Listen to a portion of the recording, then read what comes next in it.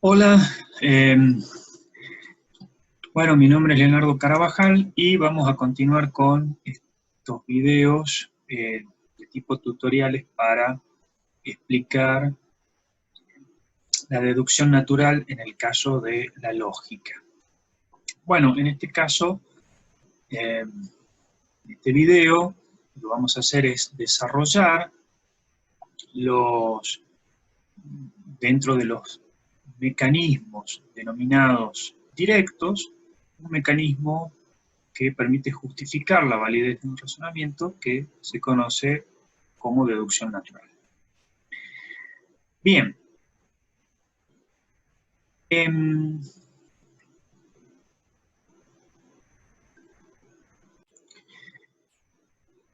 Las denominadas pruebas, recordemos, como en otras clases anteriores, que se caracterizaban en directas e indirectas. Pruebas en relación a un mecanismo que me permita justificar de modo objetivo si un razonamiento es válido o inválido. Dentro de estas pruebas, las denominadas pruebas directas, es, por ejemplo, la tabla de verdad. Y en este caso, el condicional asociado y el método del árbol correspondían a pruebas indirectas, ¿sí? En el caso de hoy, la deducción natural es una prueba específicamente directa. ¿A qué hace relación la prueba directa? Que lo que se va a realizar es una justificación sobre la validez del razonamiento. En el caso de las pruebas indirectas, recuerden ustedes que lo que se realizaba era suponer que el razonamiento era inválido y justificar efectivamente ese supuesto. Es decir, eran indirectas justamente porque se probaba si el razonamiento era inválido.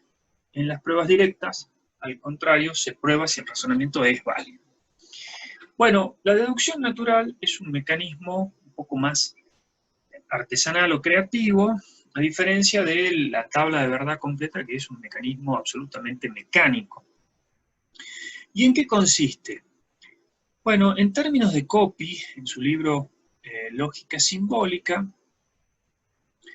Coppi dice que es un mecanismo que consiste en deducir las conclusiones de sus premisas por una secuencia de argumentos más cortos y elementales que ya se conocen como válidos. Es decir, el mecanismo consiste en tomar un razonamiento y aplicar una secuencia de argumentos más simples, se refiere a más cortos y elementales, por lo que vamos a ver a continuación, que son las reglas de inferencia y las reglas de reemplazo. En este caso, las reglas de equivalencia, que son estas que tenemos aquí, son precisamente fórmulas que son equivalentes entre sí. Es decir, que P y Q, sí y solo sí, no es el caso que no P o no Q, son fórmulas equivalentes. Eso significa que yo puedo cambiar unas por otras. Y estas son efectivamente tautologías. Del mismo modo, las reglas de inferencia son pequeños razonamientos que sabemos que son correctos. Es decir, que cada vez que yo aplique un modus ponens, un modus tollens, un silogismo hipotético, un silogismo disyuntivo, etc., lo que estoy utilizando es un mecanismo válido de inferencia, más simple y que de antemano sé que todas estas reglas de inferencia son razonamientos válidos. Bien, vemos un ejemplo de Coppi donde, como ven, este es un razonamiento muy extenso que cuenta con P, Q, R, S y T, es decir, son 5 variables proposicionales, y realizar una tabla de verdad sería sumamente extenso. Entonces, para realizar un mecanismo más corto, tendríamos la tabla de verdad reducida, pero es un mecanismo indirecto. Y el método del árbol también es un mecanismo indirecto. Ahora bien, en este punto, una vez que tenemos un razonamiento, ya podemos aplicar varios mecanismos. Es decir, se pueden aplicar métodos indirectos y métodos directos. En el caso de la deducción natural, siempre requiere de un procedimiento indirecto. Es decir, yo para poder aplicar la deducción natural necesito saber de antemano que el razonamiento es válido. Es decir, que puedo aplicar la tabla de verdad reducida o el método del árbol, y si sé que el razonamiento de modo indirecto es válido, la deducción lo que va a hacer es justificar por qué es válido.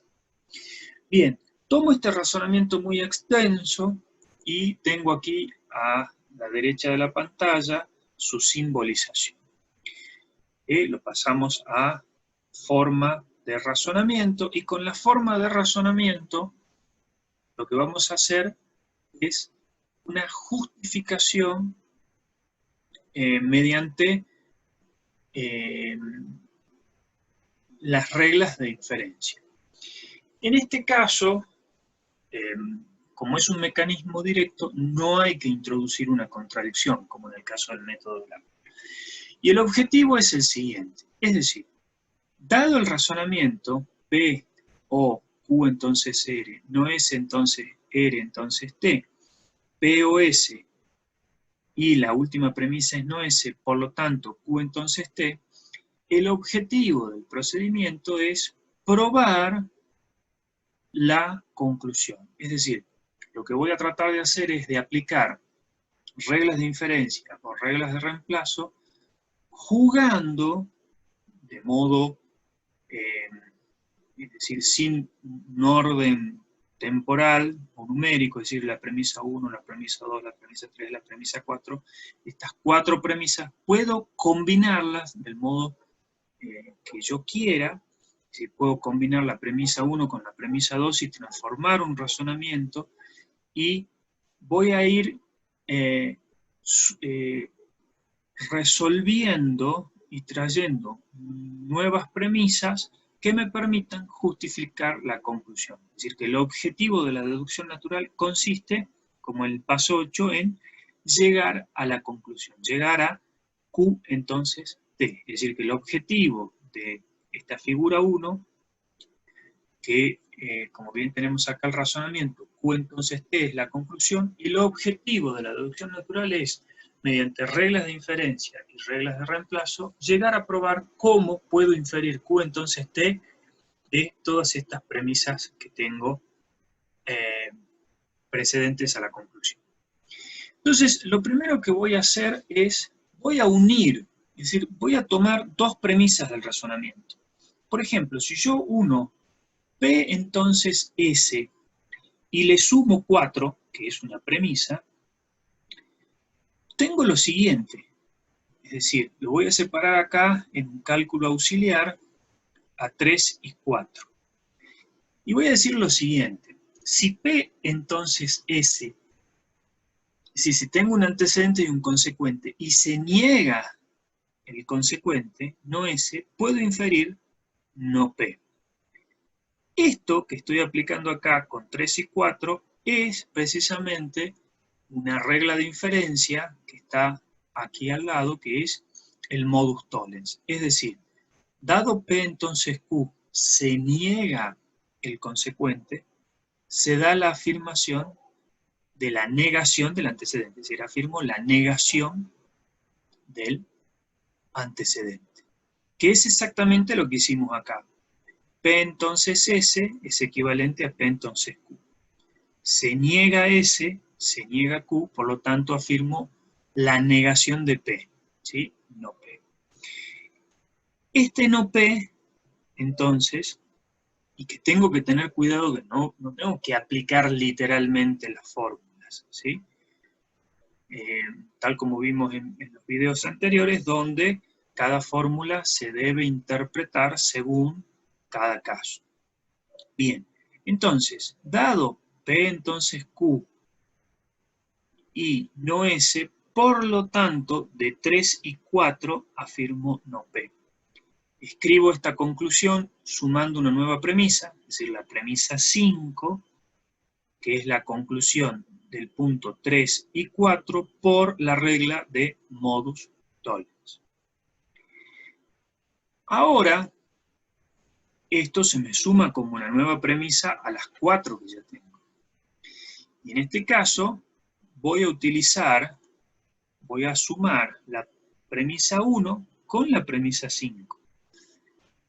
Y las voy a poner aquí en este cálculo auxiliar. Entonces digo, P o Q entonces R. Y se niega P.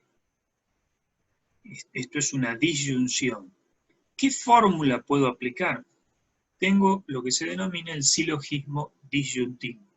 Esta fórmula, que es una regla de inferencia, dice que, dada una disyunción, si yo niego uno de los elementos, en este caso niego un disyunto que es P, puedo afirmar el otro disyunto.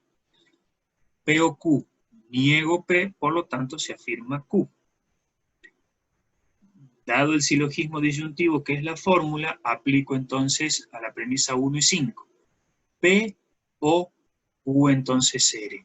Se niega P, que afirmo el segundo disyunto, que es Q entonces R. Por lo tanto, análogamente al procedimiento anterior, reúno 1, que es la premisa que vinculo con 5, y puedo inferir Q entonces R, que es una nueva premisa que es 6. ¿De dónde viene Q entonces R? Viene de 1 y 5 por silogismo disyuntivo. Ahora bien, fíjense ustedes que tengo la premisa 6 y tengo la premisa 7. La premisa 7, ¿de dónde viene? La premisa 7 viene de 2 y 4. 2 y 4, ¿sí?, que está acá, dice, no S, entonces R, entonces T.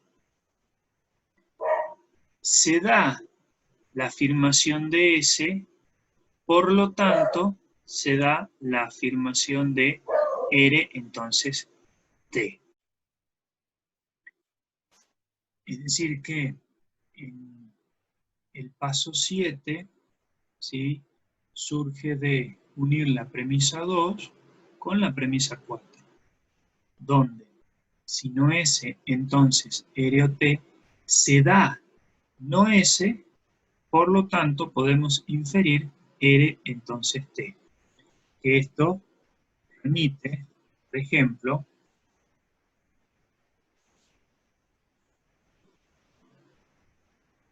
a el modus ponens como regla de inferencia.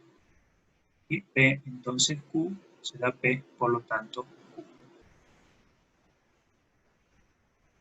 Bien. Ponemos entonces las premisas, la premisa 2 y premisa 4 por modus ponens. Y finalmente, lo que hacemos es unir la premisa 6 con la premisa 7, donde tenemos acá, a nuestra derecha, el silogismo hipotético. Es decir, si yo tengo la premisa 6 que dice Q entonces R y R entonces T, puedo unir estas dos premisas para inferir Q entonces T.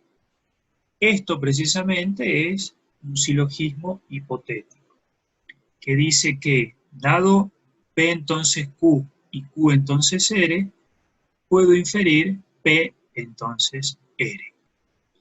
Y es precisamente el objetivo del procedimiento, que era probar la conclusión. Es decir, la premisa 8 se desprende de unir la premisa 6 con la premisa 7.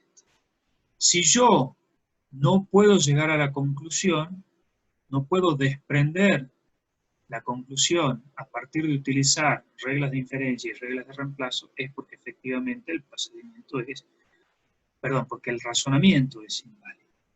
Entonces, lo que se debe realizar es, dado un razonamiento, se aplica primero o una tabla de verdad o un mecanismo indirecto que determine si el razonamiento es válido o inválido. Y finalmente se aplica este procedimiento para justificar por qué el razonamiento es válido. Si es un razonamiento inválido, no se puede desarrollar la deducción natural.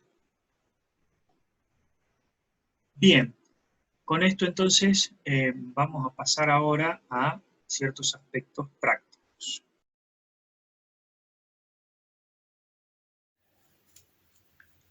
En este bloque de ejercicios prácticos, lo que les voy a mostrar son dos casos muy sencillos donde se puede visualizar cómo se trabaja el procedimiento de la deducción natural. Vamos a ver el caso 1, y en realidad el caso 2 son muy similares, donde en realidad fíjense ustedes que solo va a cambiar el consecuente de la primera premisa, donde nos va a permitir visualizar cómo se aplican tanto reglas de inferencia o reglas de equivalencia. Bien, en el primer caso, recordemos que el procedimiento de la deducción natural consiste en justificar mediante reglas de inferencia o reglas de reemplazo cómo llego a la conclusión que en este caso sería no Q. Para esto, lo que vamos a hacer es lo siguiente. Vamos a ir jugando con las premisas que tenemos aquí y, por ejemplo, aquí en el paso 3, lo que vamos a hacer es descomponer esta conjunción aplicando la regla de la simplificación. La simplificación es una regla de inferencia que lo que hace es descomponer cada uno de los coniuntos de la conjunción. Entonces, en este caso, la simplificación consiste en separar cada uno de los miembros. En este caso, lo que hacemos es, vamos a bajar P, justamente viene de 2 por simplificación. En el caso del punto, el punto 4, vamos a hacer lo mismo con no R, que viene de 2 por simplificación, que es lo que tenemos acá dentro de las reglas P y Q, por lo tanto Q, ¿sí? Se puede desglosar. Lo que estamos haciendo en este caso, en el paso 2 y 3, como en el paso 2 y 4, es justamente aplicar estas dos reglas de inferencia, que es la simplificación. Bien, ahora lo que podemos hacer es que, dado 1, ¿sí? Dada la premisa 1 y la premisa 3, ¿sí? Las unimos y nos olvidamos momentáneamente de la premisa 2 y fíjense ustedes que tenemos P entonces Q entonces R. Se da P y aplicamos la regla de inferencia que es el modus ponens, en la cual dice que P entonces Q, si se afirma un antecedente, se da la afirmación del consecuente. En este caso, P entonces Q entonces R. Se da P, por lo tanto, en el punto 5, lo que hacemos es inferir entonces Q entonces R. Y esto viene del punto 1 y 3 por esta regla que es el modus ponens. Ahora bien, en este caso, entonces tenemos que Q entonces R y tenemos, ahora vamos hacia atrás, y tenemos no R.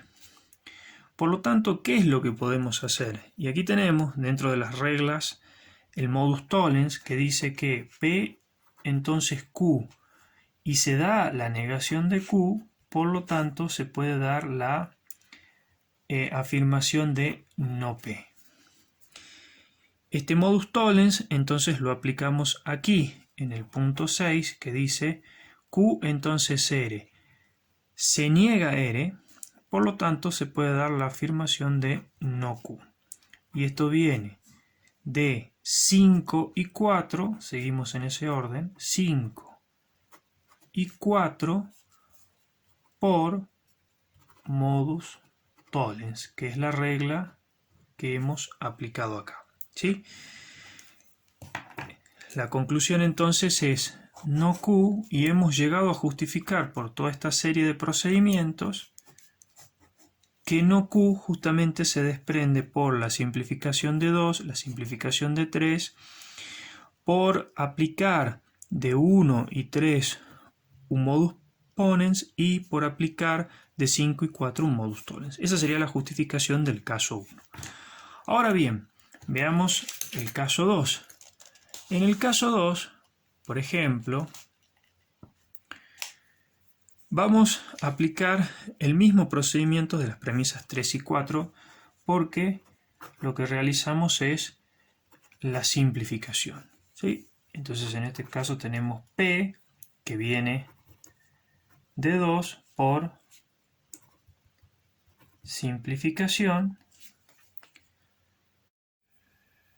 Bien, y en el caso 2 entonces, no R viene de 2, análogamente a la premisa anterior, por simplificación.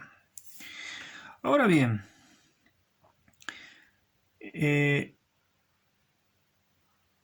realizamos en el paso 5 también el mismo procedimiento, puesto que si P entonces no Q o no R y tenemos P, es decir, volvemos a realizar lo mismo que hicimos acá, que es un modus ponens, podemos afirmar 5 no Q o R.